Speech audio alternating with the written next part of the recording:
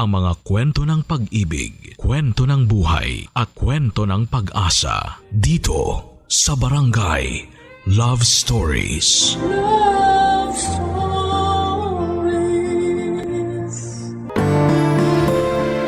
Ang pagiging mas matanda sa isang sitwasyon ay hindi nangangahulugan na alam natin ang lahat ng bagay sa mundo. Ang pagkatuto ay hindi lamang limitado sa mas bata dahil araw-araw tinuturuan tayo ng buhay. Ikaw, kabarangay, marunong ka bang magpakumbaba? Dear Papa Dudut, ang pagiging ina ay isang bagay na hindi ko ipagpapalit sa kahit na ano pa pang bagay sa mundong ito. Dahil para sa akin ang pagiging ina ay isang pribilehyo na pinagmamalaki kong nabigyan ako ng pagkakataon na gampanan. At kahit na medyo challenging ang pagiging isang ina sa isang espesyal na bata, ay nagpapasalamat pa rin po ako sa Panginoon dahil pinagkatiwala niya sa akin yon. Ang tulad nitong anghel na dapat kong ingatan, alagaan at pagkamahalin. Pero bago ko po ipagpatuloy ang pagkukwento ay pabati muna ng isang mapagpalang katanghalian sa lahat ng mga kabarangay natin. Itago niyo na lamang po ako sa nickname ko na Zenny, taga Pasig, 33 years old at dating preschool teacher pero sa ngayon ay full-time mom sa aking 8-year-old daughter na isang awesome kid. At yung bang terminolohiya na ginagamit sa mga batang may autism. Tandang-tanda ko pa ang reaksyon ng mami ko noong nag-decide ako na mag-resign sa pagkaguro taong 2023 para tutukan ang pag-aalaga at pagiging nanay sa aking anak, Papa Dudut.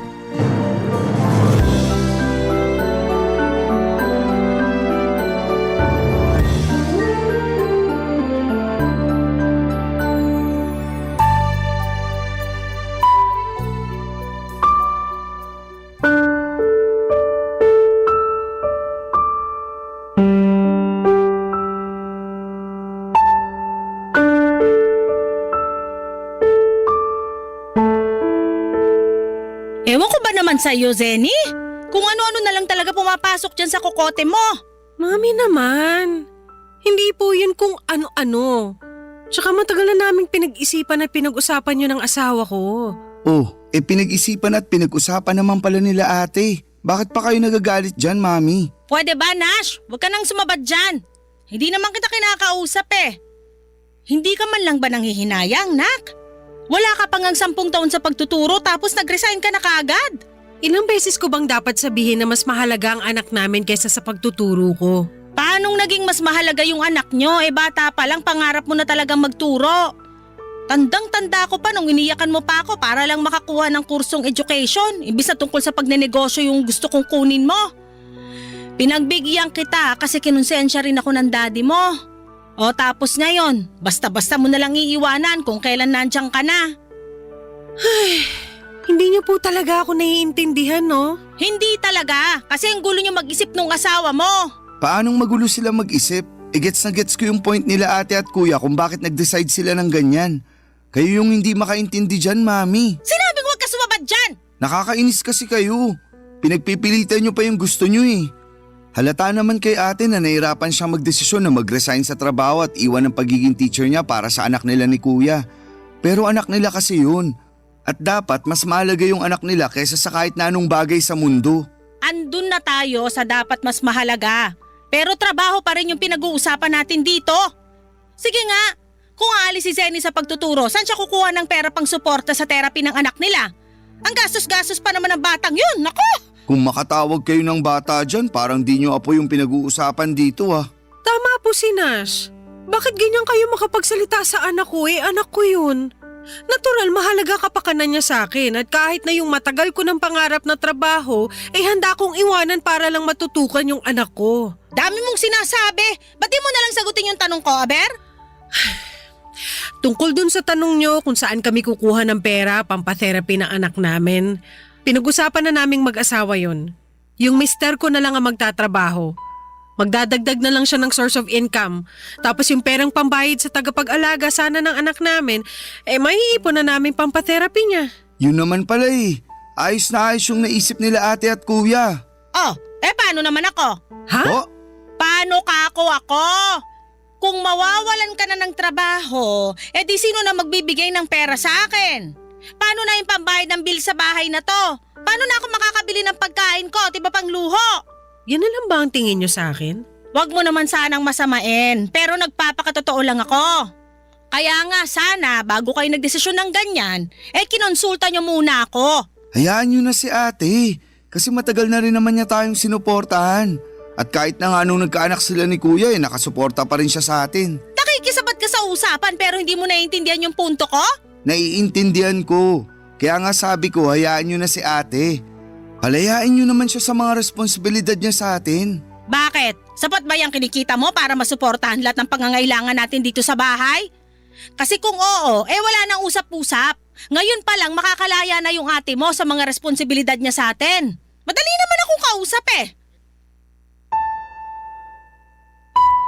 Papa Dudut, bata pa lamang ay pangarap ko na talagang maging isang teacher. Kaya ngayon ang kursong kinuha ko noong tumungtong ako sa kolehiyo. At sobrang saya ko noong nakapagtapos ako at nabigyan ng pagkakataon na makapagturo sa isang pampublikong paaralan. Kaya naman malaking dagok din sa akin na mag-resign at iwanan ang pagtuturo. Pero kung para sa anak ko ay wala akong hindi kayang isakripisyo, Papa Dudut. Bukod doon ay pinag-usapan na rin namin ng mister ko ang desisyon kong yon at masaya ako dahil suportado niya ako. Katulad ko ay ayaw na rin niyang ipagkatiwala sa iba ang anak namin. Lalo na may espesyal itong pangangailangan. Tapos ay lumaki na rin po ito. Kaya nga ganoon na lamang ang pagkadismaya ko sa reaksyon at mga sinabi ng mami namin. Tungkol sa desisyon ko, lalo na at hindi naman masama ang intensyon ko kung bakit ko yun ginawa. Sa bagay, mas worried pa siya sa pera na mawawala sa kanya na mula sa akin kesa sa kapakanan ng sarili niyang apo. Buti na lamang ay to the rescue ang kapatid kong si Nash kaya hindi na lumala pa ang pagtatalo naming yon ni Mami. Hindi nga nagtagal, taong 2024 ay nakasampa na sa barko si Nash. At siya na ang nagpapadala ng pera kay Mami. Laking pasalamat ko talaga kasi pakiramdam ko ay nakaalis na ako sa pagiging breadwinner ng pamilya namin. Lalo na nga at meron na rin akong sariling pamilya na dapat natutukan. Pero dahil sa mga nangyari, ilang buwan din kaming hindi nag-usap ni Mami. Hanggang sa isang araw ay nagulat na lamang ako nang tumawag siya sa akin, Papa Dudut.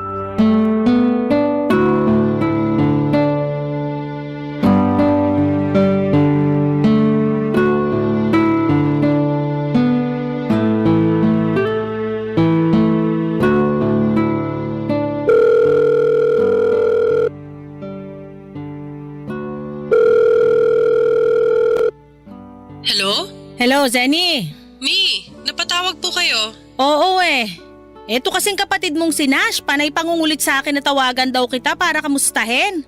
Ayoko nga sana, kasi di ba nagkasamaan tayo ng loob nun? Wala naman po sa akin yun Buti pa sa'yo, wala na yon. Pero kilala mo naman ako. Kahit anak kita, hindi ako ganun kadaling lumimot ng kasalanan. Ano pong kasalanan? Meron po ba akong kasalanan sa inyo? Meron! Ano nga po yun? Basta. Ayoko nang pag-usapan kasi baka madagdagan lang Hindi nga yun ang dahilan ba't ako napatawag, di ba?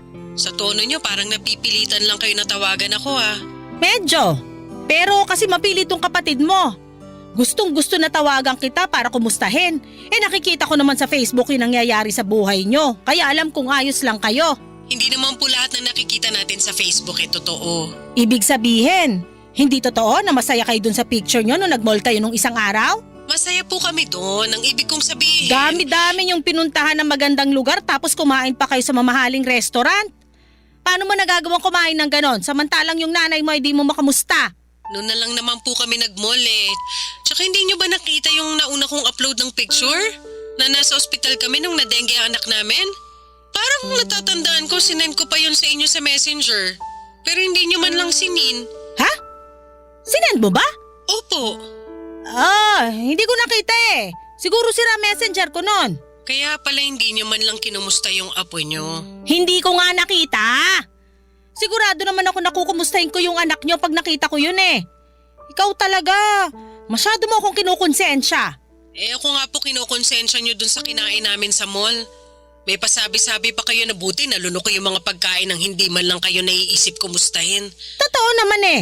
Mi, kung magsusumbatan lang po tayo, mabuti pa wag na tayo mag-usap. Nai-stress lang po ako eh. Aba, sa akin ka pa talaga na stress? Hindi ko naman po sinabi sa inyo ako nai-stress. Ganun na rin yon, ako lang naman ang kausap mo.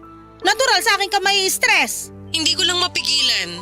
Akala ko kasi gagaan loob ko nung tumawag kayo. Kasi sa wakas nagkausap na po ulit tayo. Ay, sana talaga hindi na lang kita tinawagan.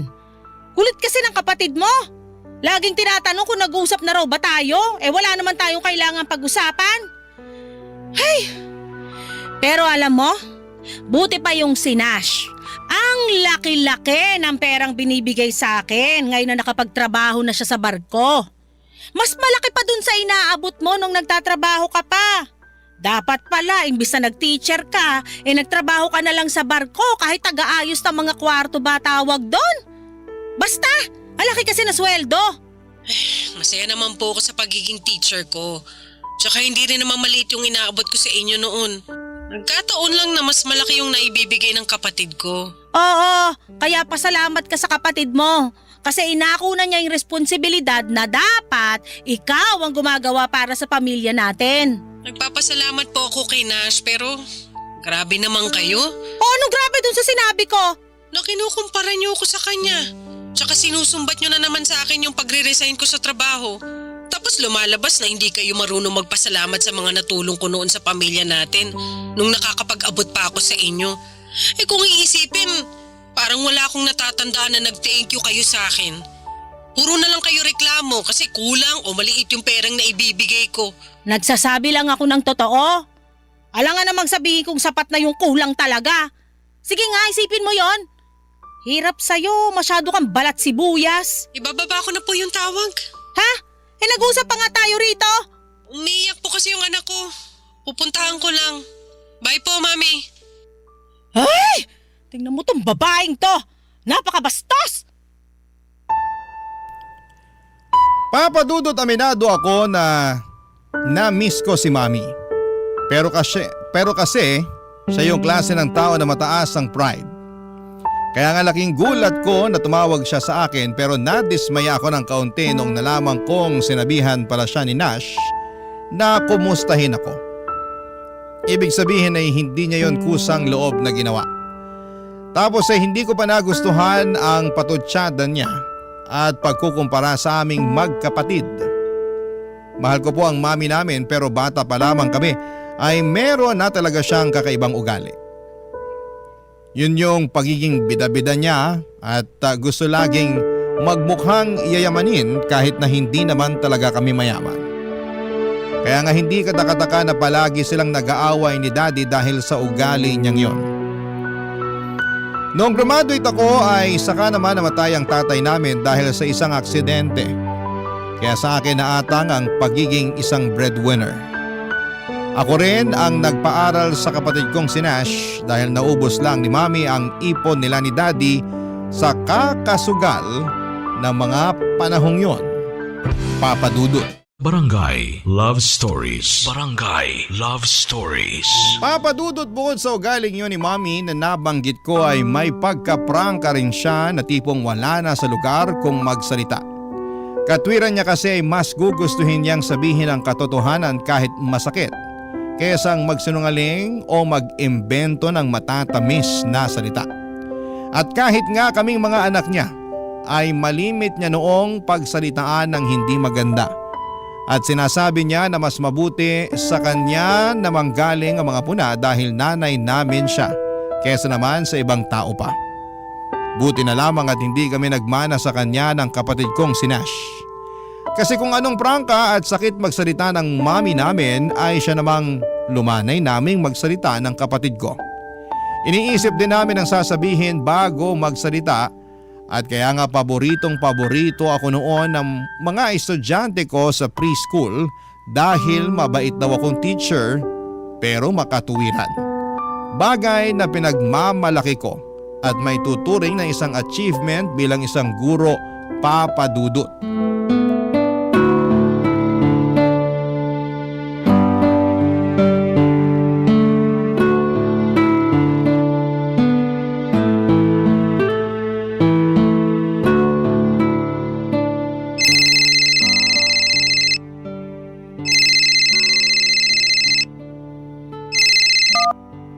Hello, Nash? Hello, Ate Seni? Napatawag ka. May problema ka ba dyan sa barko? Nako, wala naman. Namimiss ko lang kayo ng pamangkin ko. Ito talagang kapatid ko, oh. Bakit? Hindi nyo ba ako na-miss? Grabe, na-hurt naman ako doon. Siyempre, na-miss ka namin. Kaso kakatulog lang ng pamangkin mo. Bukang bibig ka pa naman nun last time. Gusto ko raw maka-video call. Hindi naman kita matawagan kasi baka busy ka dyan. Oo, medyo busy lang talaga nitong nakaraang araw. Kaya sayang naman kasi di kami nagkausap. Pero sa susunod, tatawag ako madalas para matsyempohan ko siya nang maka-video call na kami. Salamat kasi hindi mo kami nakakalimutan kahit na malayo tayo sa isa't isa. Lalong-lalo na yung anak ko. Oo naman. Tsaka imposible na makalimutan ko kayo, no? Excited na nga ako magbakasyon dyan para makita kayo. Ako rin. Mabilis lang naman ang mga araw. Siguradong hindi na lang natin mamamalayan bakasyon mo na. Kaya nga, ngayon pa lang nag-iisip na ako ng pupuntahan natin pag nakapagbakasyon ako. Kaso napipressure ako kay Mami. Ha? Bakit? Ang daming lugar na gustong puntahan. Gusto pang mga ibang bansa. Kasi raw yung mga kumare niya nadadala ng mga anak nila doon. Okay lang naman sana pero nagsisimula pa lang naman ako mag-ipon. Tsaka malaki rin yung perang pinapadala ko sa kanya buwan-buwan. Si Mami talaga? Kinonsensya pa ako na bakit daw hindi natin siya magawang spoil. Tapos kinumpara pa ako sa anak ng mga kumare niya. Nalungkot talaga ako nun at nawala sa mood makipag-usap sa kanya. Gusto pa nga akong kausapin at iritan ng kung ano-ano. Kaya nagdahilan na lang ako na dinadayariya. Naaalala ko ganyan din siya sa akin nung tinawagan niya ako para mangumusta. Yan ba yung sinabi kong tawagan ka niya? Oo. Natuwa naman ako kasi tumawag siya pero nung sinumbat na niya sa akin na hindi naman daw niya gagawin kung hindi dahil sa'yo nalungkot at nainis na ako. Naku, pasensya ka na ate. Wala yun. Alam ko naman na concerned ka lang sa amin ni Mami at gusto mo na magkausap kami. Wala namang problema sa akin yun kasi nanay natin siya. Sabi ko nga sa kanya, kinalimutan ko na yung nangyari sa amin nung bago ka palang sumampa sa barko. Kaso mukhang siya yung hindi pa nakakalimot. Pambihira na talaga yung nanay natin. Minsan, napapaisip ako kung sino ba sa ating tatlo ang mas matanda. Ha? Bakit naman? Kasi siya nga yung matanda. Pero kung umasal parang bata. Tapos sobrang maldita pa. Huy, nanay pa rin natin yun. Alam ko naman. Pero hindi lang ako natuwa sa mga sinabi niya sa'yo. Kabilin-bilinan ko pa naman kumustahin ka para sana magkaayos na kayo. Pero parang nadagdagan lang sama ng loob mo sa kanya. Hindi ko na nga lang masyadong iniisip para hindi ako makapagtanim ng galit. Siyempre nanay pa rin natin yun. Tsaka masama na magtanim ng galit sa sariling magulang. Pero tama ka rin naman sa mga sinabi mo tungkol sa kanya kanina. Daig niya pa yung bata kung umasta. Ay, kailan kaya magbabago si Mami? Yan din nga ang tanong ko. Kasi tayo lang din magkapatid ang nakakapagtsaga sa ugali niya. Oo nga Ngayon ko mas naiintindihan kung bakit madalas silang mag-away noon ni Daddy. Lagi niyang sinasabi na pala away daw si Daddy, pero siya rin naman pala ang punot dulo. Tama. Ang hirap pakasamahan ni Mami sa totoo lang. Pero nakakaawa rin naman kasi siya na lang yung nag-iisa nating magulang. Basta ako ngayon na nanay na rin ako, pinapangako ko sa anak ko na hindi ko gagayahin si Mami. Hindi ko siya pagsasalitaan ng masasakit, kahit na pagiging prangka lang ang tawag niya dun. Hindi ko rin siya ikukumpara sa iba at palagi kong pupurihin lahat ng mga mabubuti at magagandang bagay na ginagawa niya. Ipagmamalaki ko siya sa ibang tao at ipaparamdam ko sa kanya na mahal ko siya. Yun ang gusto kong kamulatan ng anak ko. Yung lumaki siya sa pagmamahal at hindi sa pangiinsulto. Papa Dudut, alam naman namin ng kapatid kong si Nash na walang perpektong magulang. At napatawad na namin si Mami sa nagawa niya noong nalulung siya sa sugal dahilan para maubos ang pera na ipon nila ni Daddy. At kahit na paulit-ulit niya akong pinakikitaan ng hindi maganda ay lagi ko pa ring iniisip na ina namin siya ng kapatid ko. At nanggaling kami sa kanya at sa katunayan ay mas lalo kong naiintindihan ang pagiging magulang niya noong naging magulang na rin ako. Kaya nga lungkot lang isipin na kahit pala sa kapatid ko ay hindi pa rin nagbabago ang ugali ni Mami. At mas lumala pa ngayon habang tumatagal. Ewan, hindi naman namin siya pinapabayaan. Ini-spoil namin siya sa abot ng makakaya namin pero kung makapagsalita siya. Kung tratuhin niya kami ay parang kulang na kulang pa rin yung ginagawa namin para sa kanya. Nagpatuloy ang mga araw at sinabi sa akin ni Nash na bibisita raw si Mami sa bahay namin. Request niya para makipagbati sa akin. Hinayaan ko na lamang dahil nakikita kong nag-e-effort ang kapatid ko na magkabati na kami. Hindi nagtagal ay nangyari ngayon nung isang araw ay dumalaw siya sa amin. Sa totoo lang ay mabibilang sa mga daliri kong ilang beses pa lamang siyang pumunta sa aming bahay. Hindi raw kasi niya gustong magstay sa amin kasi mainit at maliit, lalo na noong wala pa kaming napapa-install na aircon. Pero hindi naman sobrang liit ng bahay. Sa katunayan ay meron yung 3 kwarto, sala, 2 CR at kusina. Kaya hindi ko alam kung saan napupulot ni Mami yung salitang maliit na para bang may kasamang pang-iinsulto, Papa Dudut.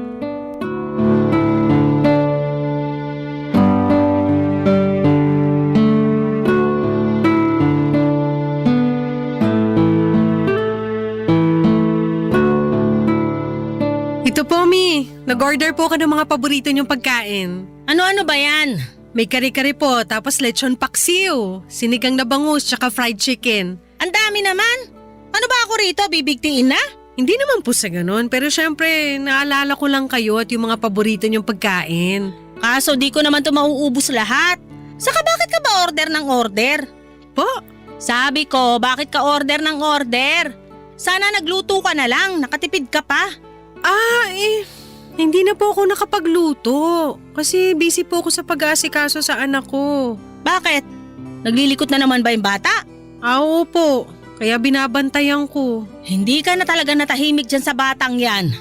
Napakapasaway. Nasasanay naman na po ako sa anak ko tsaka hindi naman siya laging pasaway. Meron lang po talagang oras na malikot siya. Meron lang daw oras. Sa buong pamamalagi ko dito sa inyo puro kalikutan ng anak mo nakikita ko. Tapos napakaingay pa din, nakakarindi sa tenga. Ganyan ba talaga yan? Hindi mo man lang ba sinasaway?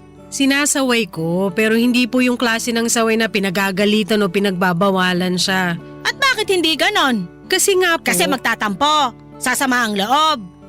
Alam mo, manang-mana talaga sa'yo yung anak mo. Masyadong balat sibuyas. Mami naman! O bakit? Hindi po balat sibuyas ang anak ko. Kung sakali naman na mag-react siya ng ganon, hindi po niya yung kontrolado. Sa bagay, medyo maluwag pala tornilyo niyang anak mo. Ano pong sinabi niyo? Ang sabi ko, maluwag ang tornilyo niyang anak mo. Ano ba yan? Maglinis ka nga ng tenga mo, Zenny. Malinis po ang tenga ko, Mami. Kung may marumi man dito ay yung bunganga niyo. Anong sinabi mo? Napakabastos mo naman sa akin. Kayo po yung unang ng bastos. Una, nagre-reklamo kayo sa mga pagkaing in-order ko. Masasarap naman yan. Tsaka mga paborito nyo pa. Tapos bigla-bigla nyo na lang sinabihan na maluwag ang tornilyo ng anak ko? Alam nyo namang may kondisyon siya. Yun na nga yun. Maluwag ang tornilyo. May tamang tawag po ron. At hindi yung pagiging maluwag ang tornilyo. Sus! Ang dami niyong pauso. Nung unang panahon kung hindi sinto-sinto, maluwag ang tornilyo ang tawag dyan? Wala na po tayo sa sinaunang panahon. Baka nakakalimutan yung 2024 na ngayon. Hindi ko nakakalimutan kung anong taon na ngayon, no? Akala mo sa akin nag-uulyanin na? Hoy, para sa kaalaman mo, 61 years old pa lang ako. Hirap sa'yo, nasabihan ka lang ng totoo, nagagalit ka na agad. Ganyan na ba mga kabataan ngayon? Asartalo? Pikon? Hindi po ako pikon. At hindi tayo nag-aasaran dito. Tsaka winelcome ko kayo ng maayos dito sa bahay namin. Tapos ganyan lang isusukli nyo sa akin. Hindi ko naman talaga gustong pumunta dito sa bahay nyo, no? Yung kapatid mong si Nash ang mapilit. Nananahimik ako dun sa bahay tapos gustong-gustong bumisita ako rito. Aba, tinakot pa ako na hindi magpapadala ngayong buwan kundi raw ako pupunta dito sa inyo? Naiintindihan ko po kung bakit gustong-gusto ni Nash na pumunta kayo rito sa bahay. Siyempre, para makapag-bonding tayo. Kaya nga pinaghandaan ko talaga yung pagdating nyo. Hindi lang ako nakapagluto. Pero nag-effort akong umorder ng mga paborito niyong pagkain na hindi nyo man lang na-appreciate. Kayo po ba naiintindihan niyo yung intensyon ng kapatid ko? Kung bakit niya ginagawa sa atin to? Hirap sa inyo, masyado kayong ma-pride. Nawala na sa lugar, anak niyo naman ako. Hindi po ako ibang tao para ganyan ninyo. Kahit naman sa ibang tao, ganito ako Saka matagal na mataas ang pride ko. Mas mataas pa sa bubungan ng bahay nyo. Sinabi niyo pa. Aba talaga namang sinangayunan mo pa nga? Kesa namang kontrahin ko, di ba? Tsaka kakasabi ko lang na masyado kayong ma-pride na wala na sa lugar. Sana talaga din na lang ako pumayag na pumunta sa bahay nyo. Sana nga po, hindi na lang kayo pumunta rito kung hindi nyo rin pala magagawang iwan sa bahay. Yung ugali nyong yan. Nakakalungkot. Kasi akala ko po makakapag-bonding na tayo. Papadudot, noong nalaman kong bibisita si Mami sa bahay namin ay na-excite ako at masaya ako na ibinalita yon sa mister ko. At kahit pati siya ay natuwa na pupunta ang Mami sa bahay. Nagtanong nga siya sa akin kung magluluto ba ako ng espesyal lalo na yung mga paboritong potahe ng nanay ko. Pero ang sabi ko ay plano ko na umorder na lamang sa labas dahil matrabaho yon at walang titingin sa anak namin. Hindi naman ako kinontra ng mister ko lalo na rin at hindi rin naman niya ako matutulungang mag-alaga sa anak namin. Kasi nga may pasok siya sa trabaho ng araw na yon. Pero sinigurado ko naman na umorder ako ng mga pagkain na paborito ni Mami mula sa paboritong restaurant niya. Kaya nga nung hindi niya na-appreciate yung ginawa ko, ay gano'n na lamang ang lungkot ko, Papa Dudut. Pinalalabas niya na wala akong talent sa pagluluto kaya bumili na lamang ako sa labas. Tapos, ininsulto niya pa ang anak ko. Bagay na nagpapanting sa tenga ko. Ang sakit-sakit noon para sa akin at mas nadagdagan lang ang sama ng loob ko sa sarili kong ina.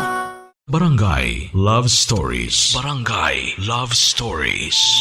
Papadudot, sa kabila ng lahat ay pilit kong sinantabi ang mga hinanakit at sama ng loob ko sa mami ko. Dahil may mas importante akong bagay na dapat pagtuunan ng pansin. At yun nga ang anak namin ng mister ko. Sa totoo lang ay hindi madali ang magkaroon ng anak na espesyal. Ang kondisyon, walang araw na hindi nagiging extra challenge lalo na kapag sinusumpong siya. Pero sa kabila ng lahat ay sobrang saya ko kasi nagagampanan ko ng maayos at mabuti ang pagiging nanay sa anak namin. Doon ko nga mas lalong na-appreciate, Papa Dudut, ang sarili ko at ang iba pang nanay dyan. Lalo na yung katulad kong merong anak na may autism. At buti na lamang kahit na wala akong masyadong suporta at tulong na nakukuha mula sa aking sariling ina ay nandyan naman ang kapatid kong si Nash para mangumusta at umalalay sa amin, sa pamilya ko.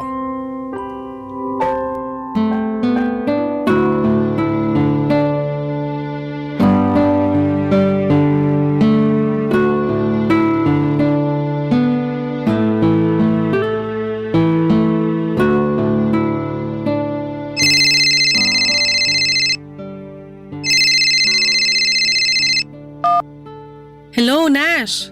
Hello, Ate Seni? Hi, kumusta ka naman dyan sa barko? Okay lang. Masaya na malungkot. Masaya kasi marami kaming bansa na pinupuntahan. Pero malungkot dahil malayo naman ako sa inyo. Ikaw talaga. Malapit ka na rin namang umuwi, di ba? Sabi mo dito mo plano magpasko at bagong taon. Oo, kaya nga excited na ako. Parang gusto ko nang hilahin ng mga araw para lang dumating na yung bakasyon ko. Gustong gusto ko na kayong makita, lalo na yung pamangkin ko. Miss na miss ka na nga nung anak ko. Panay banggit sa pangalan mo, hindi niya makalimutan na ipapasyal mo raw siya sa museum pag nagkita kayo. Alam mo naman yung batang yun nahihilig sa history at geography. Kaya nga naisip ko siya agad nung nakapunta na ako sa mga bansa na palagi naming pinag-uusapan na gusto niyang puntahan paglaki niya. Ay, sana talaga kasama ko kayo rito, ate. Yun bang nakakapamasyal tayo bilang pamilya at hindi nagtatrabaho? Hayaan mo. Alam ko naman na matutupad din yan sa susunod eh. Kung hindi ngayon, siguradong meron pang susunod. Pinag-iipunan naming mag-asawa yung birthday ng pamangkin mo. Gustong-gusto kasi noon na mamasyal imbes na mag-party. Naiisip ko, okay lang dahil mas matrabaho naman yung pagpapaparty kesa pamamasyal. Tapos kakain na lang din kami sa labas. Alam mo, mas practical nga yan. Pero kailan nga ulit yung birthday ng pamangkin ko? Sa January na, no? Sorry, di ako masyadong magaling sa dates. Alam mo yan. Alam ko naman yon. At tama ka na sa January na. New Year siya pinanganak. Ano ka ba ang dali tandaan nun? Malaking blessing din talaga kahit na binigay siya sa amin ng Diyos na may espesyal na kondisyon. Hindi naman nakabawas sa pagiging blessing niya sa pamilya natin yung espesyal na kondisyon niyang yun. Para sa akin, mas lalo lang siya naging blessing. Buti ka pa ganyan tingin mo sa anak ko. Si Mami kaya? Ay, oo. Nakwento nga niya yung nangyari nung pumunta siya dyan sa inyo. Sorry ate ha. Sorry saan? Kasi pinapunta ko pa siya dyan. Umaasa kasi ako na makikita ni Mami yung nakikita ko. Lalo na sa anak mo. Kung gaano siya kabait, katalino, mapagmahal at malambing na bata. Naiintindihan ko naman na mabuti yung intensyon mo eh. Kaya hindi ka dapat mag-sorry. Tsaka sinabi ko kay Mami na gusto mo lang din kaming makapag-bonding. Kaya pinapunta mo siya sa bahay. Pero kakaiba rin kasi si Mami. Parang walang sandali na hindi siya nakakahanap ng pwedeng ipintas sa akin, sa anak ko, sa pamilya ko at sa bahay namin. Puro hindi magagandang bagay ang lumalabas sa bibig niya. Nabanggit nga niya sa akin na sinagot-sagot mo siya noon. Grabe yung reklamo niya. Para siyang batang nag-aalburuto kasi inagawan ng candy. Pero natatawa na lang ako nung pinakikinggan ko siya. Ha?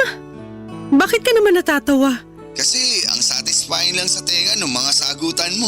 Satisfying ka dyan. Mali pa rin naman na sumagot sa magulang, 'di ba? Nandun na tayo. Pero hindi naman sila palaging tama eh.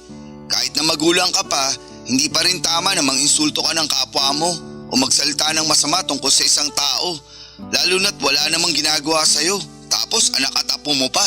Ang sahol kaya nun. Kaya nga minsan naiinggit ako sa mga taong kasundo niya, lalo na yung mga kumare niya. Napapasabi na lang ako na buti pa sila close. Tapos tayo mga anak madalas nakakairingan niya. Alam ko naman na walang perpektong pamilya pero hindi ko na maalala kung kailan nagpakananay sa atin si Mami. Ikaw ba, tanda mo pa? Parang nagpapakananay lang naman siya sa akin pag magpapadala na ako ng pera o kung may hihingin siyang pabor. Tapos sa mga araw na wala siyang kailangan, hindi niya rin ako maalala ang kamustahin. Sobra naman yun. Ganyan din naman siya sa'yo nung nagtatrabaho ka pa, di ba? Oo, pero hayaan na siguro natin si Mami. Mahirap turuan ng mga matatanda. Akala nila inaapi sila o nagmamarunong sa kanila lalo na mas bata yung nagtuturo. Alam mo, dasal ko na lang gabi-gabi sa Panginoon na hipuin niya ang puso ni Mami para naman makapagbagong buhay na. Wala namang pinapanganak na perpekto, pero nasa tao pa rin ang pagbabago. At sana magbago si Mami sa mabuti at hindi sa masama. Papa Dudut, hindi lang ako nagpapasalamat sa Diyos dahil meron akong mabuting asawa, thankful din ako sa Kanya. Dahil meron akong mabait at maalalahaning kapatid sa katauhan ni Nash. At kahit nga nasa malayo siya ay hindi pa rin niya kami nakakalimutan ng pamilya ko. Lalo na ang pamangkin niya na mahal niya. Naalala ko na grabe ang iyak niya noong hinatid namin siya sa airport at habang nagpapaalam sa anak ko. Mami-miss daw kasi niya ito. Sobrang close kasi nila. Lumipas sa mga araw, binalita sa akin ni Nash na may sakit daw si Mami kaya naman nag-worry ako ng husto. Lalo na at wala pa naman siyang kasama sa bahay namin.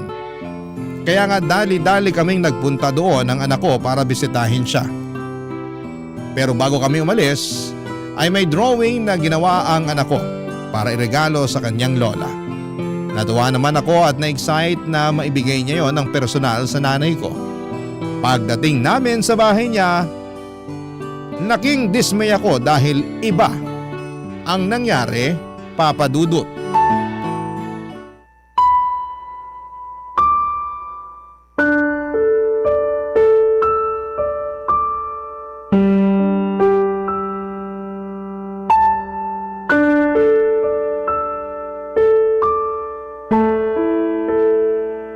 Sobra na po kayo sa anak ko, Mi. Oh, ano bang ginawa ko sa anak mo? Para sa kaalaman mo, hindi ko siya pinalo o pinagmalupitan kaya umiyak yun, no? Baka mamaya makasuhan pa ako ng child abuse nang wala sa oras. Hindi nyo nga pinalo. Hindi nyo nga pinagmalupitan pero pinagsalitaan nyo naman na masakit kaya umiyak siya. Ha? Ano ba sinabi ko? Sinabi ko lang naman yung totoo. Kasalanan ko ba kung nasaktan siya? Di ko naman kontrolado mararamdaman ng anak mong balat sibuyas. Hindi nyo nga kontrolado pero sana naisip nyo man lang. Ang tawag doon konsiderasyon. Hey, alam ko tawag doon, no? Tingin mo sa akin, Bobo? Siguro nga ganyan talaga kayo. Ay, anak ng tinapa! Ikaw pa lang ang anak na tinawag na Bobo ang sarili mong ina. Napakasama na ugali mo. Kung ako masama na ang ugali dahil lang sa bagay na yan, kumusta naman kaya kayo? Ha? Ano pinagsasabi mo dyan? Sa dami ng mga masasamang sinabi nyo sa akin, kay Nash, sa asawa ko, sa bahay namin at ngayon naman sa anak ko, malamang na nasa inyo na ang korona ng pagkakaroon ng matabil na dila. Kung makapagsalita kayo, wala na kayo sa lugar. Akala nyo kung sino kayong perpekto? Alam ko na hindi ako perpekto, no? Saka kailan pa naging wala sa lugar ang pagsasabi ng totoo? Hirap sa inyo, masyado kayong maramdamin. Para kayong hindi nag-mature, masyadong matampuhin. Anong matampuhin? Anong hindi nag-mature? Baka kayo ang hindi nag-mature. Sa tanda kong to, hindi pa pala ako mature? Opo, kasi kung mature kayo mag-isip, hindi nyo pagsasalitaan ng masama yung anak ko. Hindi nyo sasabihin na pangit yung drawing niya, na mabuti pang itapon na lang kaysa ibigay sa inyo. Kasasabi ko lang na ginawa niya yung para iregalo sa inyo. Ano bang magagawa ko? Kung pangit talaga. Saka ayoko nga nun, no? Regalo ka dyan hindi ko naman birthday. Anong gagawin ko doon? Kalat lang yun sa kwarto ko. Hindi talaga kayo marunong maka-appreciate ng mga bagay na binibigay o ginagawa sa inyo. Bakit mo ba ako sinisigawan? May sakit na nga yung tao. Kasi sumasobra na kayo. Napakawalang konsiderasyon nyo. Tapos kapag pinagsasabihan kayo o sinasaway, lagi niyong dinadahilan na nagsasabi lang kayo ng totoo. Para sa kaalaman nyo, hindi sa lahat ng oras kailangan sabihin ng totoo. Kung makakapanakit lang kayo ng ibang tao, lalo na sa katulad ng anak ko. Bata pa yung sinabihan nyo ng masakit na salita. Anak ko! Apo nyo pa! Kahit sinong bata, may espesyal na kondisyon o wala, hindi deserve na pagsalitaan ng masakit ng lola nila. Bakit naman hindi?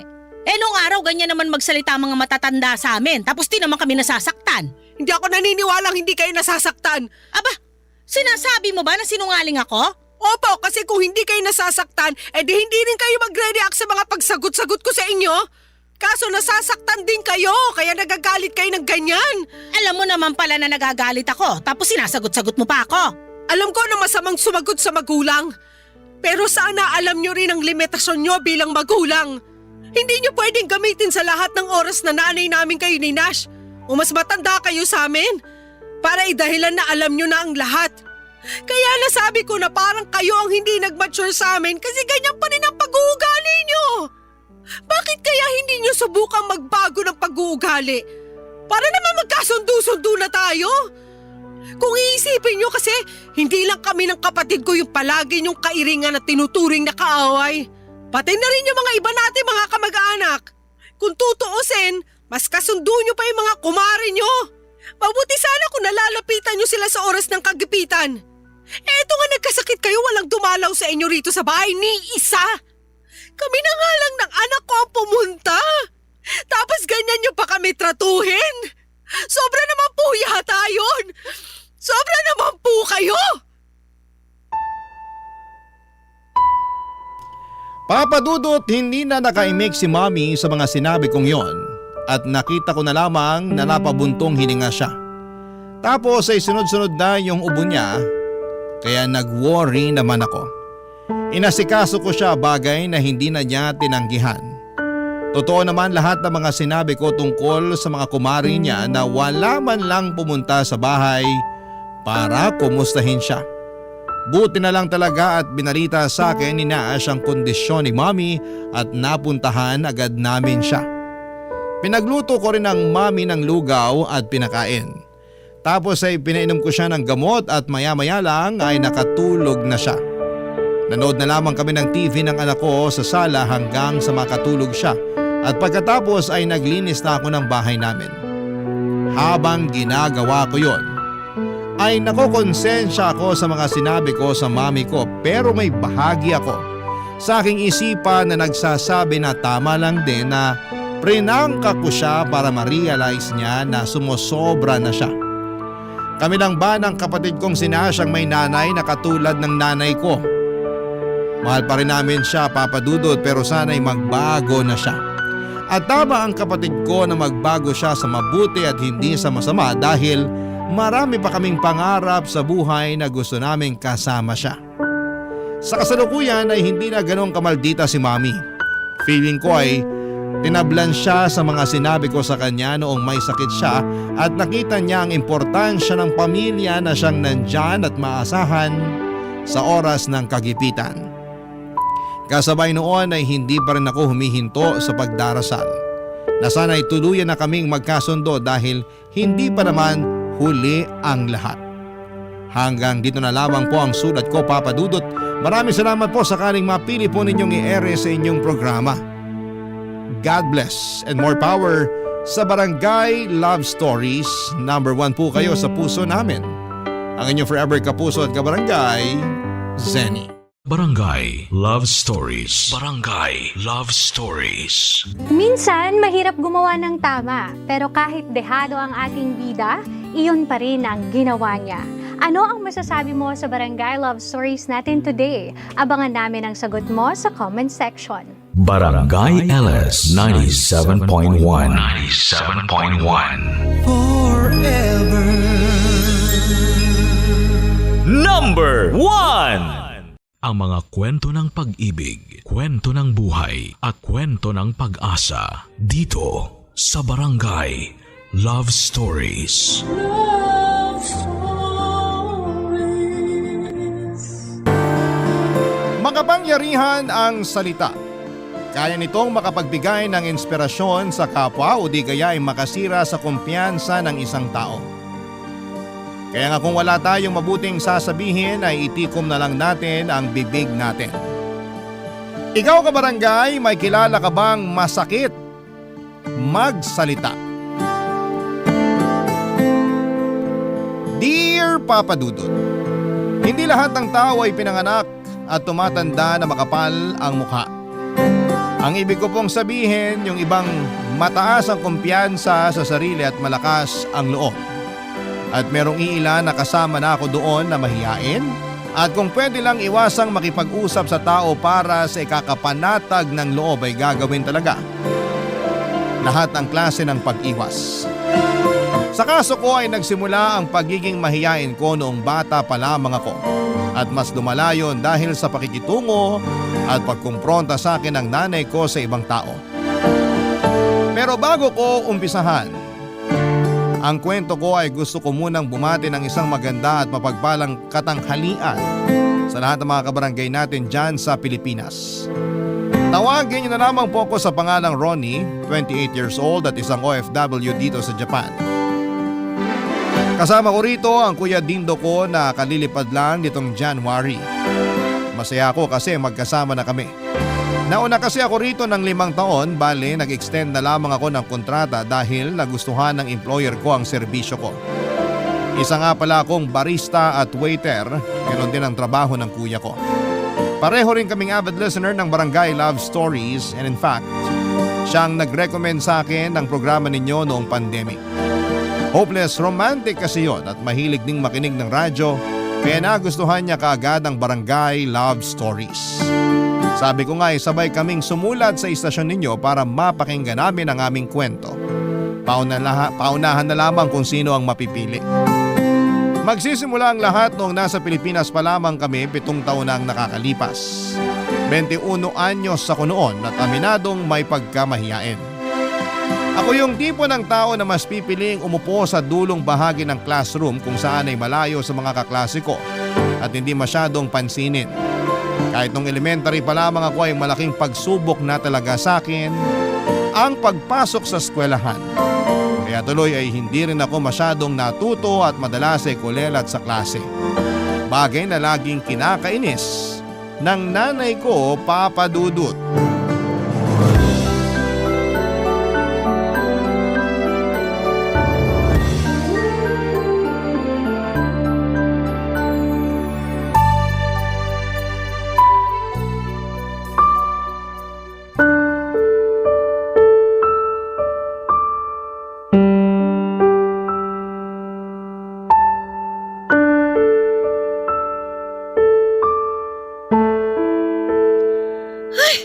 Palakol! Oh, palakol na naman! Puro na lang palakol tong mga grado mo, Ronnie! Pasensya na po kayo, Nay. Nung nakaraang grading, humingi ka rin sa akin ng pasensya. Sabi mo, aayusin mo na ang pag-aaral mo. Pero wala namang pinagbago tong mga grado mo, oh! Puro palakol! Ginawa ko naman po yung makakaya ko. Ito na ba yung makakaya mo? Ha? Nay, tama na po. Kahit kailan talaga, napakalabnaw niyang utak mo! Alam nyo naman po na hindi ako matalino pero pinag-aaral nyo pa rin ako. Ayun na nga eh! Hindi ka nga matalino, kaya mas lalong kailangan mong mag-aral! Nay naman ayoko na pong mag-aral. Abay, loko-loko talaga tong batang ito ah! Anong ayaw mo mag-aral eh, maswerte ka nga kasi pinag-aaral kita! Marami dyan mga katulad mo na gustong-gusto mag-aral pero hindi pinag-aaral ng magulang! Di sila na lang po yung pag-aralin nyo. Aray! Hoy ha, sa susunod, hindi lang bato ka makukuha mo! Ingungudgud ko na sa sahig yung mukha mo! Bakit ko sila pag-aaralin? Anak ko ba sila? Nay naman Ikaw nga tigilan mo ako sa kakaganya mo ha? Baka nakakalimutan mo, hindi ka na bata. Kung nung maliit ka, pinagpapasensyahan kita sa kahinaan ng ulo mo, pwes, ibahin mo na ngayon. Ipapaalala ko lang sa'yo na 21 ka na, matanda ka na, Ronnie! Hindi ko naman po nakakalimutan yung edad ko. Abay di mabuti! Sa edad mong yan, dapat nasa kolehiyo ka na eh. Katulad ng mga kaklase mo noon. Abay, hindi ka ba nahihiya dun sa mga kasabayan mo nung elementary ka? Yung iba doon anak ng mga kaibigan ko. Ayun, nasa third year college na ngayon. Tapos ikaw, hindi ko pa alam kung gagraduate ng high school. Ayan na naman po kayo. Kinukumpara nyo na naman po ako sa kanila, Nay. Abay malamang! Kanino kita ikukumpara? Sa kuya mo? Eh bulakbol din yung hayop na yun eh! Kaya hindi rin nakapagtapos ng kolehiyo! Kaya nga po wag nyo na lang akong ikumpara sa ibang tao. Nakakasama kayo ng loob Ikaw pa talagang may ganang sumama ang loob? Eh kumusta naman kaya yung loob ko? Yung nararamdaman ko? Kasi kung tatanungin mo ako, gigil na gigil na ako sa'yo ngayon! Ay! Ang gusto ko lang naman kasi, ayusin mo ang pag-aaral mo. Ito lang yung kaya ko ipamana sa'yo eh. Wala kaming malaking kayamanan ng tatay ninyo. Kaya nga pagsikapan mo makapagtapos. Ay, sorry po ulit, Nay. Puro ka na lang sorry. Tapos hindi naman kita nakikitaan ng pagbabago. Hindi ko na po alam gagawin ko Hindi ako kasing talino ng mga anak ng kaibigan nyo. Kaya nga lalo mong pagsikapan para maging kasing talino ka nila. Parang imposible naman po yun. Malayong malayo na po sila sa akin. Wala akong pakialam. Kung kailangan mo magsikap ng husto para mahabol sila at mapantayan, abay gawin mo. Para naman kahit papano, may pagmalaki na kita sa mga kaibigan ko.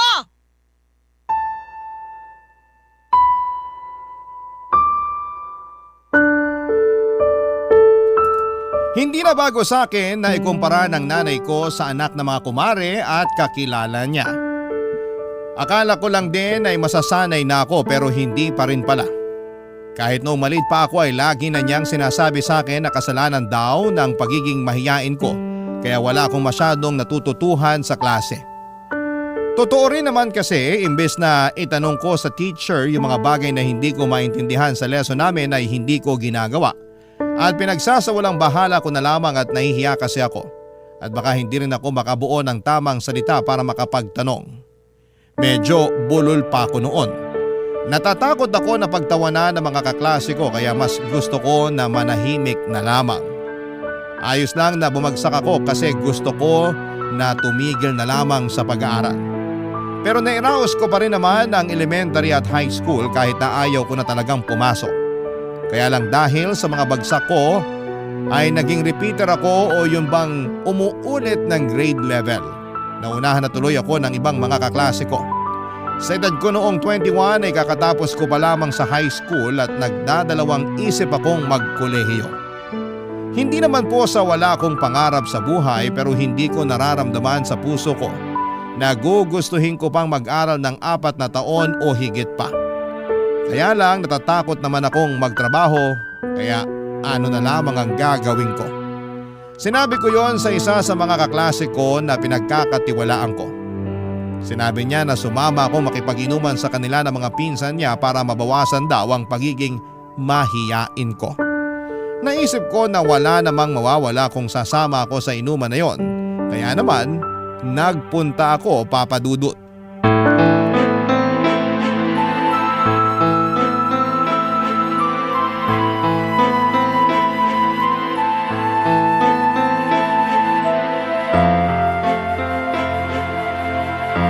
Santissima! Ano nangyari sa'yo, Ronnie? Bakit ang dami mong pasa sa mukha? Putok pa yung labi mo! Napagtripan lang po, Nay. Napagtripan? Sandali, lasing ka ba? Nakainom lang po. Ay, Ronnie! Nay, bakit po bang ingay nyo? Tumahimik ka nga dyan! Tulungan mo na lang ako rito! Ibangon mo yung kapatid mo at iupo mo sa bangko! Dalian mo! Ano ba kasing ginawa mo sa sarili mong tukmul ka? Oh, ikaw pala, Kuya Dindo. Kadiri! Kailan ka pa natutong uminom? Halika na, bumangon ka dyan. Aray naman, parang mababali braso ko sa hila mo eh. Mababali talaga kasi loko-loko ka. Sumandal ka nga, Ronnie! Patingin ako ng mga sugat at pasamo sa mukha! Kumuha ka nga doon ng pamunas at alcohol para sa kapatid mo! Antok na po ako, Nay. Kumuha ka na! Sabi ko nga po. Ano ba kasing ginawa mo sa sarili mo, Ronnie? Kailan ka pa natutong uminom? Kanina lang po. Ganito pala pakiramdam paglasing. Para kang lumulutang sa ulap. Makakakita ka pa ng mga bituin pag dinagdagan ko amats mo sa suntok ko. Akin na! Umayos ka, Ronnie.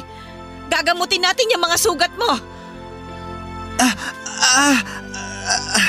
Daan-daan naman po. Kahit dahan-dahanin ko yan, masakit pa rin yan.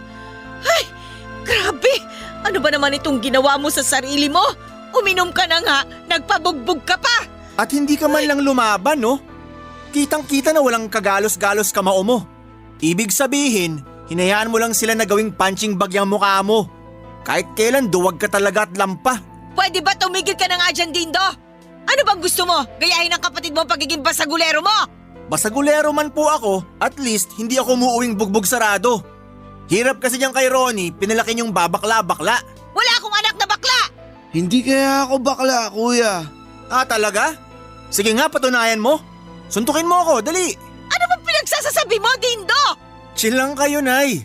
Tuturuan ko lang kung paano manuntok tong anak mo. O ano? Tumayo ka na dyan, dali. Suntukin mo na ako. Suntok lang ha. Dapat di ka gagante, Kuya. Oo naman. Sige na, suntok na.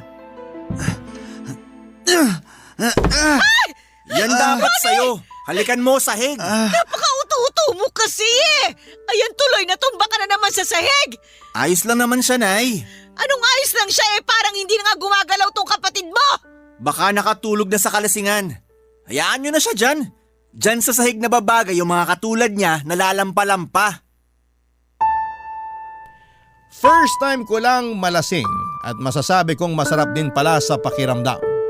Kaya lang ay first time ko ring nabugbog dahil masyado raw akong perwisyo pag napasukan na ng alak ang sistema ko. Simula noon ay hindi ko na ulit ginustong uminom ng alak lalo na at hindi pa rin mawala-wala sa isipan ko ang lahat ng mga masasakit na salita na sinabi sa akin ng nanay at ng kuya ko. Tapos masasakit pa rin yung bukol ko sa ulo mula sa dagok ni Kuya Dindo. Kaya naman nagtanim ako ng matinding sama ng loob sa pamilya ko noong nahimasmasan ako. Kasi hindi naman ganon yung ibang mag-anak. Mabait yung nanay nila at magkakasundo sila ng mga kapatid nila. Oo, nag-aaway paminsan-minsan papadudot pero hindi naman ganon kasakit magsalita o namimisikal. Naisip ko tuloy na sana'y hindi na lamang ako pinanganak sa pamilya namin kung ganon lang din nila akong tratratuhin. Barangay Love Stories. Barangay Love Stories. Papadudot kung meron man akong kakampi sa pamilya namin, yon ay ang tatay namin. Bale, 3 pala kaming magkakapatid, ako ang bunso at bukod kay Kuya Dindo, ay meron pa akong ate na hindi na namin kasama sa bahay noong mga panahong yon.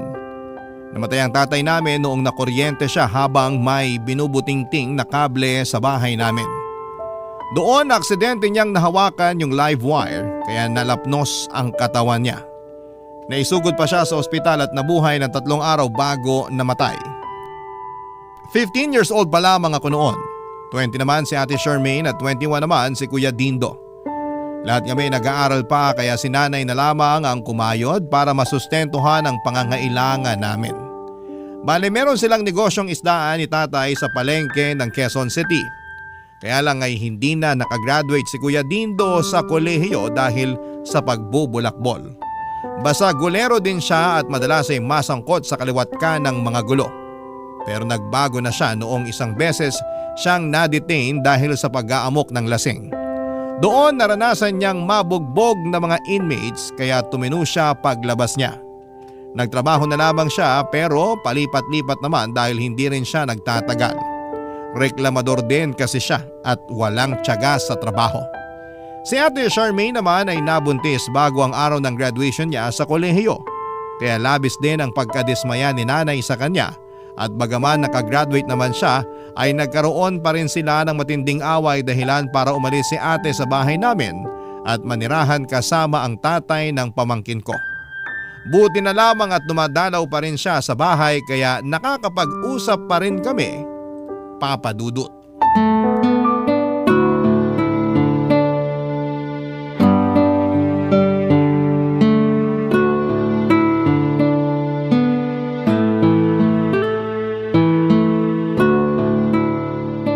Kumusta ka naman, Ronnie? Okay lang naman ako, ate. Ikaw, kumusta? Ayos lang din. Balita ko nalasing ka raw at nabugbog ng isang gabi ah. Ano ba kasing nangyari? Hindi ka naman umiinom. Niyaya kasi ako ng dati kong kaklase na uminom. Sabi niya para mawala raw hiya ako, kaya ipapakilala niya ako sa mga pinsan niya. Sa isip ko, wala naman sigurong masama kasi nga gusto ko na rin alisin yung pagiging mahihain ko. Kaso naparami inom ko at medyo naging pasaway ako sa kanila. Kaya siguro napikon yung iba niyang pinsan at nabugbog na ako. Pero mali pa rin yun. Paano na lang kung napuruhan ka tapos nagkaroon ka ng malalang injury, hindi lang natin alam.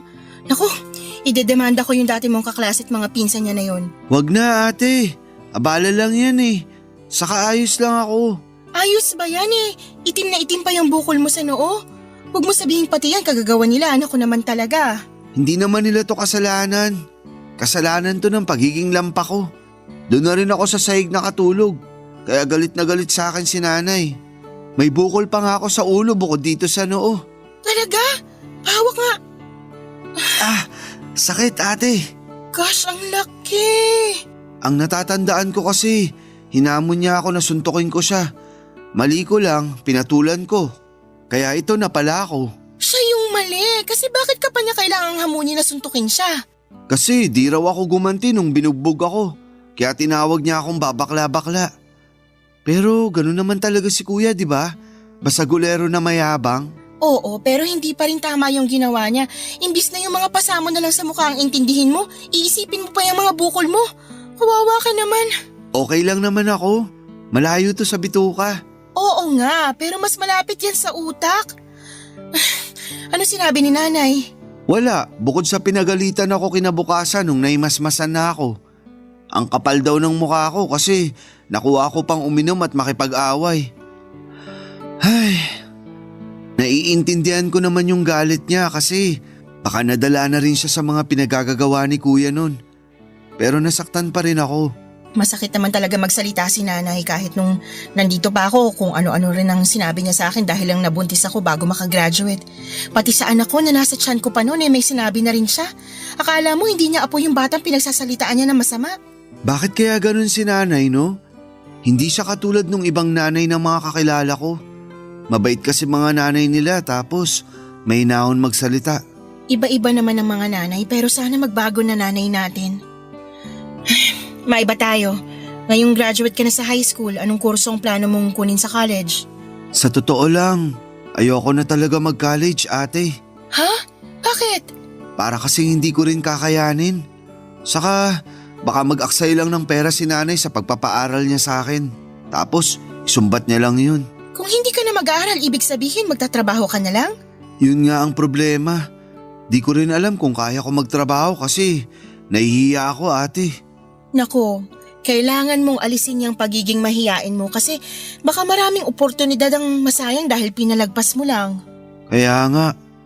Pero sa ngayon, di ko pa talaga alam anong plano ko. Naguguluhan pa ako. Papadudot mabait si Ate Charmaine. Bukod kay tatay, siya na lamang yung kakampi ko sa bahay namin. Kaya nga laking lungkot ko nang umalis siya sa bahay dahil alam ko na ang magiging buhay ko kasama sina kuya at nanay. Pero tinapangan ko pa rin at tinatagan ang kalooban ko dahil pamilya ko pa rin sila. At wala rin naman akong pupuntahan sakaling umalis ako sa bahay namin. Alam ko na hindi na talaga makakatulong sa akin ang pagiging mahiyain ko. Kaya nga ginusto ko rin naman na tuluyan ng alisin sa pagkatao ko ito. At masaya ako dahil nasabi ko lahat ng gumugulo at naglalaro sa isipan ko noong minsang bumisita sa bahay ang ate ko. Sa totoo lang ay hanga ako kay Ate Charmaine dahil nilakasan niya ang kanyang kalooban na magsimula ulit matapos niyang mabuntis. Hindi man niya nagamit yung kursong tinapos niya, kahit paano'y kumikita naman siya ng pera dahil madiskarte siya.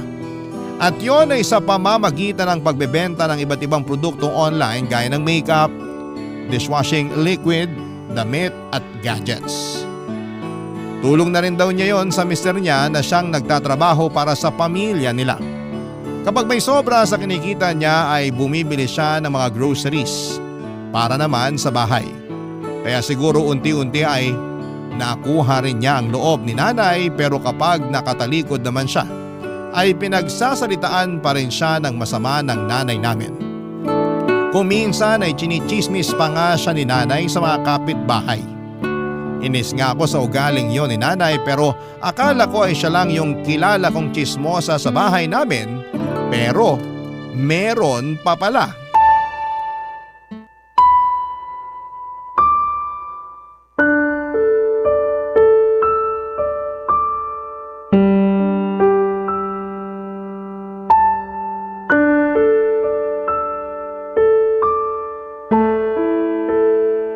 Sinabi niya talaga yon, Dindo? Oo, Nay! Dinig na dinig ng dalawang tenga ko. Aba, naghanap pa talaga siya ng kakampi kay Charmaine, ha? O, Nay! Ayan na yung magaling yung anak. Hoy, Ronnie! Halika nga rito. Bakit po, Nay? Yumuko ka ng kaunti. Po? Yumuko ka ng kaunti, sabi eh! Ang tangkad mo, hindi kita abot! Sige po. Ayan po. Yan ang Aray dapat ko, sa'yo! Nay! Ayos ah! Solid yun, Nay! Tumigil ka dyan! Baka ikaw ang sunod kong batukan! Bakit naman ako nadamay bigla? Ay, mabuti pa, iskapo na ako. Mamaya mabatukan pa ako. Bakit niyo naman po ako binatukan? Nagtatanong ka pa talaga? Hindi ko naman alam yung rason niyo. Nalaman ko lang naman na ayaw mo na palang magkolehiyo! Kanino niyo po nalaman? Sa Kuya Dindo mo! Narinig daw niya yung pag-uusap niyo ng ate mo nung nakaraan. Tapos ikinuwento niya sa akin. Akala ko si nanay lang tong chismosa sa bahay. Chismoso rin pala tong si kuya.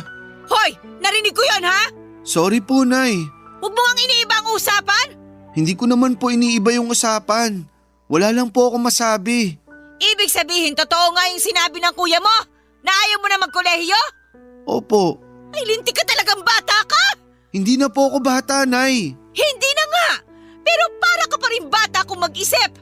Tumutulad ka na naman sa ibang mga kabataan na laki na nga sa hirap, batugan pa! Iginapang para makapagtapos, ayaw namang mag-aral! Ang kakapal naman ang mukha ninyo! Hindi ko na po kasi nakikita yung sarili ko na makakagraduate sa college. Saka di ko rin po alam kung anong kurso ang kukunin ko. Baka bumagsak lang ako sa mga subject kasi di ko kayanin. Tapos magagalit lang po kayo sa akin. Alam nga namang matuwa ako at ipagmalaki kita, no? Responsibilidad mo ang mag-aral ng mabuti. Malamang magagalit talaga ako sa'yo. Kaya nga ayoko na lang po mag-aral. O ano na lang ang gagawin mo ngayon? Hindi ko pa rin po alam. Kita mo na? Ni wala kang kaplano-plano sa buhay mo? Huwag mong sabihin na tatambay ka lang dito sa bahay maghapon. Aba namahan, mahiya ka naman sa akin, Ronnie. Ako itong nagpapakahirap magtrabaho dun sa palengke para lang mabuhay kayo, tapos gaganyanin nyo lang ako? Pinag-aaral tapos ayaw mag-aral. Ibang klase rin talagang takbo ng utak mo ano? Susubukan ko pong maghanap na lang ng trabaho, Nay. Abay dapat lang! Kung hindi, makakatikim ka sa akin ng sermon at talak araw-araw kapag nakita kitang nandito lang sa bahay! Pasensya na po talaga kayo. Kung ganito lang akong klaseng anak. Hindi ko rin naman po ito ginusto. Alam mo, kung pwede lang makipagpalit ng anak sa iba, nako, matagal ko nang ginawa! Ayusin mo yung buhay mo, ha? Huwag mo nang dagdagan ng pagiging sakit sa ulo! Napakawalang kwenta mo kasi! Niwala ka sa kalingkingan ng anak ng mga kaibigan ko! Nakakainis lang kasi nagkaroon ako ng anak na mahina at mahiyain na katulad mo!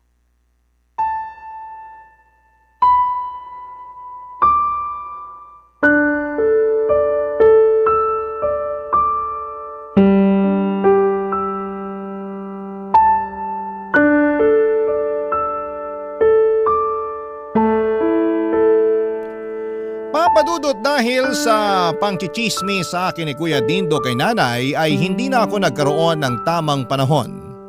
Naiproseso sa utak ko kung paano ko sasabihin at ipaliwanag sa kanila na ayoko nang magkolehiyo. Hindi naman masama ang intensyon ko dahil alam ko sa sarili ko na baka hindi ko rin kayanin yon. Sapat na yung nakakabasa ako, nakakasulat at nakakapagbilang. Kahit naman paano ay nakakaintindi ako sa basic English, kaya hindi ko na kailangang magpakadalubhasa sa ibang propesyon. Sa totoo lang ay hindi pa ako sigurado sa plano kong gawin sakaling hindi na ako pumasok sa eskwelahan sa darating na pasukan.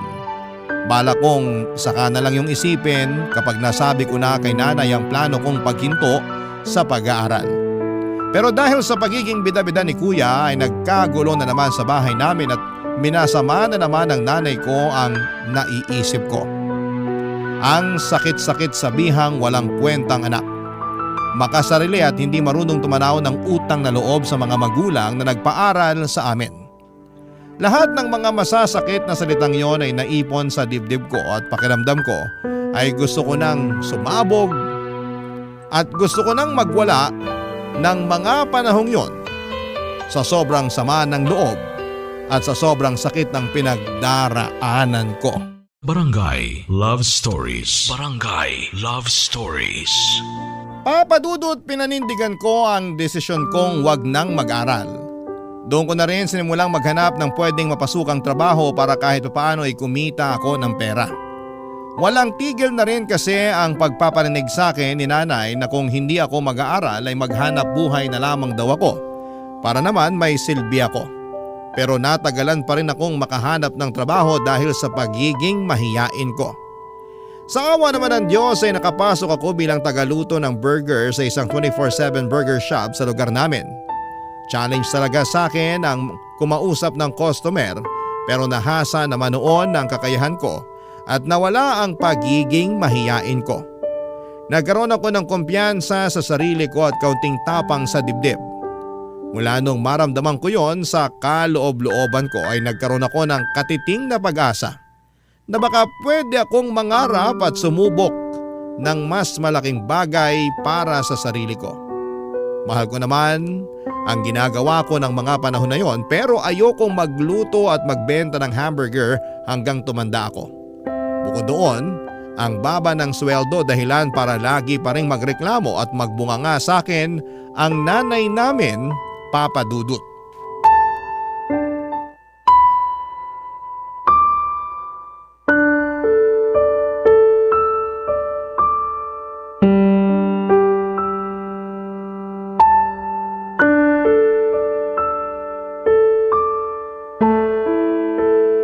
Nay, ito na po yung sweldo ko. Oh, ano ko to 1,000? Pandagdag po, pambili ng bigas. Sa lakas niyong kumain ng kuya mo, kulang na kulang pa tong 1,000 mo.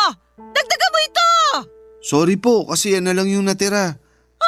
At saan naman napunta yung iba mong sinweldo? Sa ipon ko po. Aba, talagang nakuha mo pang mag-ipon? Kakarampot na nga lang ang kinikita mo. Dapat binibigay mo sa akin lahat para naman mapakinabangan. Kita ko naman po yun. Saka nagbigay naman po ko. Oo nga, ang kaso hindi ka nakakaintindi eh. Kulang nga itong 1,000. Kung bakit kasi hanggang ngayon, nagtsatsaga ka pa dun sa trabahong yun, napakababa ng sweldo. Pangarap yata ni Ronnie magtinda at gumawa ng hamburger hanggang mamatay siya eh. Pwede ba kuya? Huwag mo nang pakialaman yung trabaho ko. Ikaw nga walang permanenteng trabaho.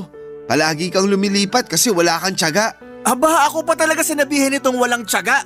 May punto rin naman ang kapatid mo ah. Pati ba naman ikaw, Nay? Kampi ka sa tukmol na yan? Para po sa kaalaman nyo, hindi ko pangarap magtinda at gumawa ng hamburger habang buhay. Kaya nga po ako nag-iipon kasi pag may naisip na akong gusto kong gawin, meron akong magagamit na pera. Ano ba kasi yung gusto mong gawin? Magnegosyo? Yun ba ang balak mo? Si Ronnie? Magnenegosyo? Sa bobo niyang yan? Baka malugi siya agad pag nagkataon, Nay. Sobra ka naman magsalita, kuya. Totoo naman ang sinasabi ng kuya mo eh. Anong alam mo sa pagnenegosyo?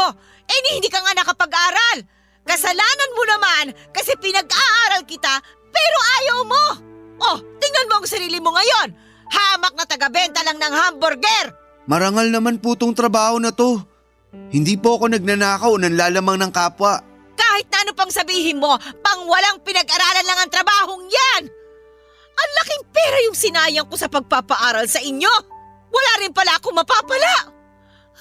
Itong kuya mo, laging nawawala ng trabaho. Ultimo pang yosi sa akin hinihingi. Yung ate mo naman, nakagraduate nga, pero nagkaanak at nag-asawa naman agad. Tapos ikaw, ayaw mong mag-aral at mas gusto mo na lang magluto ng hamburger. Diyos me! Wala ba talaga kayong pangarap sa buhay? Wala na bang pwedeng itaas yung mga pangarap nyo? Katulad ng iba nyong kaedad dito sa barangay natin? Meron naman po, Nay. Kaya lang hindi po kami katulad ng ibang kaedaran namin. Kung sila, alam nila agad ang gusto nila sa buhay, kami hindi po ganun. Medyo nahihirapan po kaming alamin yung gusto namin. Tapos, imbis na tulungan nyo kami, unawain at gabayan, kayo pa yung nangunguna sa pagpuna sa amin. Opo, wala pa kaming may pagmamalaki sa inyo sa ngayon. Pero meron naman kaming pangarap at gusto sa buhay. Di ba kuya? Ha? Oo, meron naman talaga.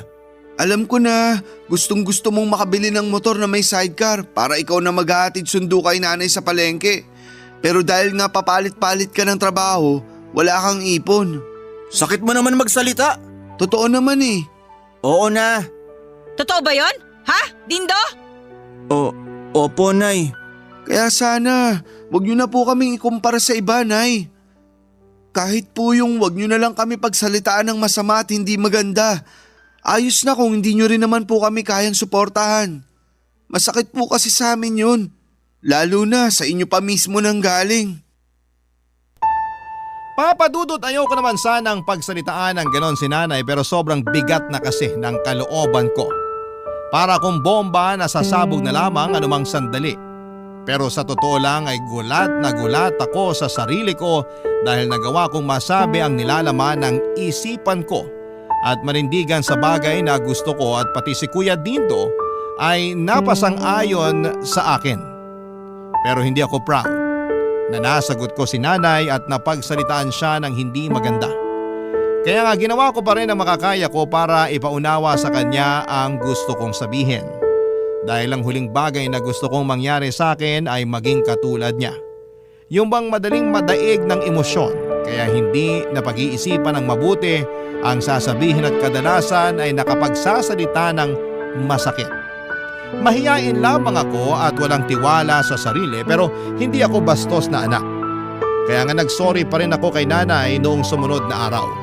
Pero tinalakan niya lamang ako at hindi man lang humingi ng patawad sa mga sinabi niya. Naisip ko na ayaw niya lang talagang ibaba ang pride niya. Dahil para sa kanya ay siya ang nanay, siya ang dapat na masunod at siya lang ang laging tama. At bilang tipo ng tao na hindi mahilig makipagtalo o makipagpataasan ng ihi, hindi na lamang ako sumagot.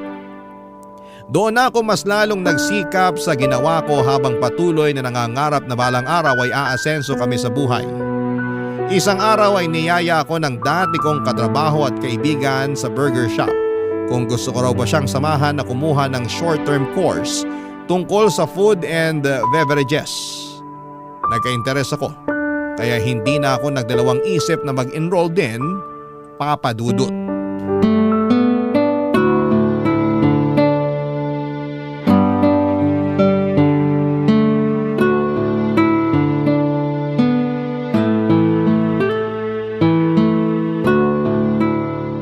Nako, malapit ka nang gumraduate sa kinuha mong short-term course.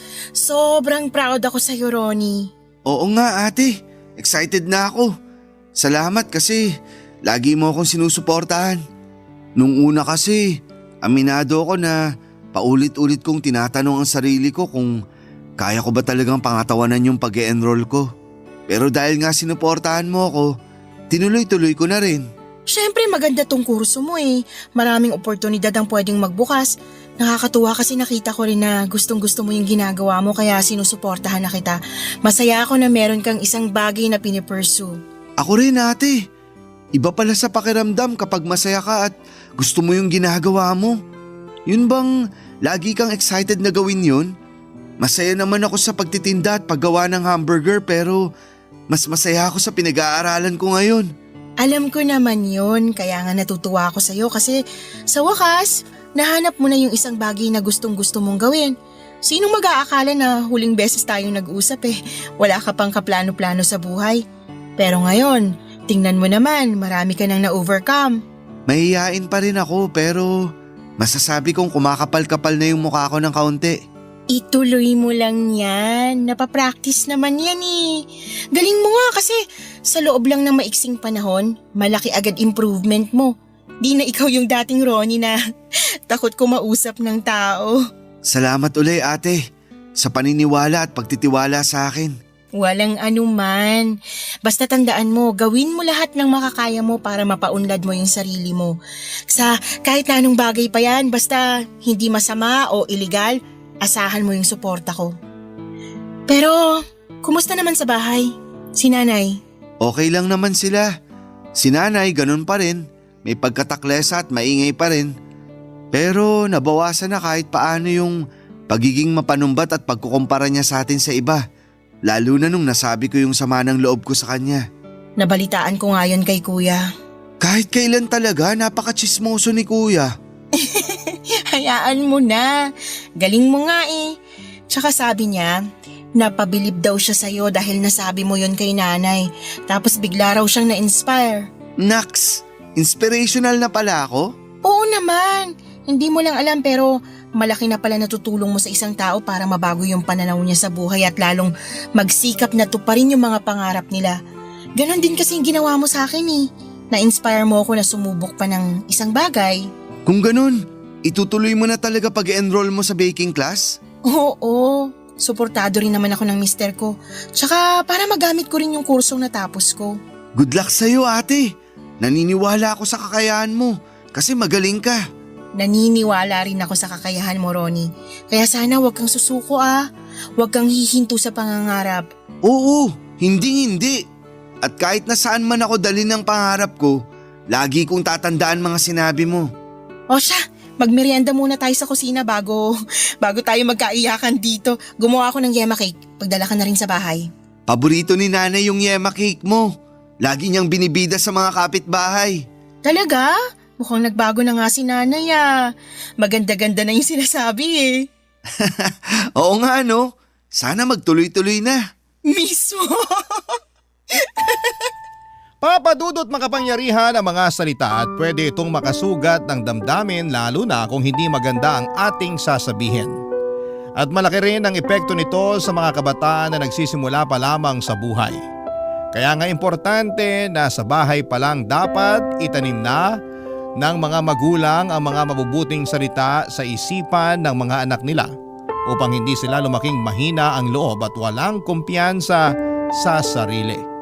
Yun kasi ang natutuhan ng ating sender mula sa karanasan niya na ibinahagi sa ating programa. Sa kasalukuyan ay masaya kami, Papa Dudut, na nakakatulong na kami sa nanay namin kahit na hindi kami katulad ng ibang anak na mga kakilala niya.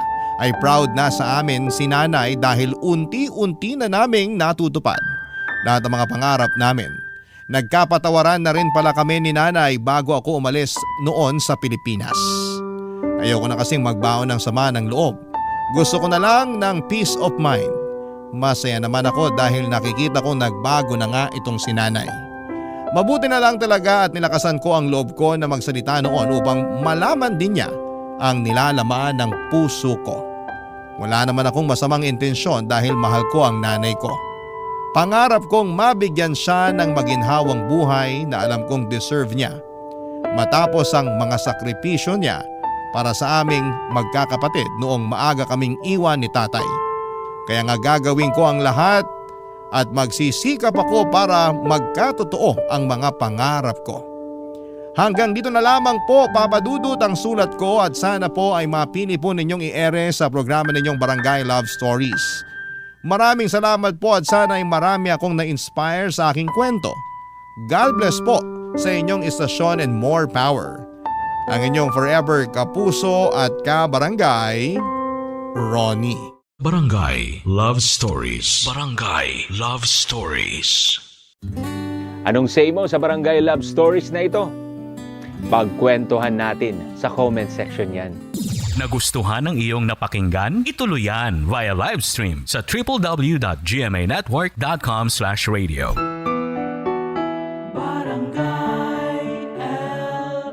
In Mega Manila, 97.1. Forever.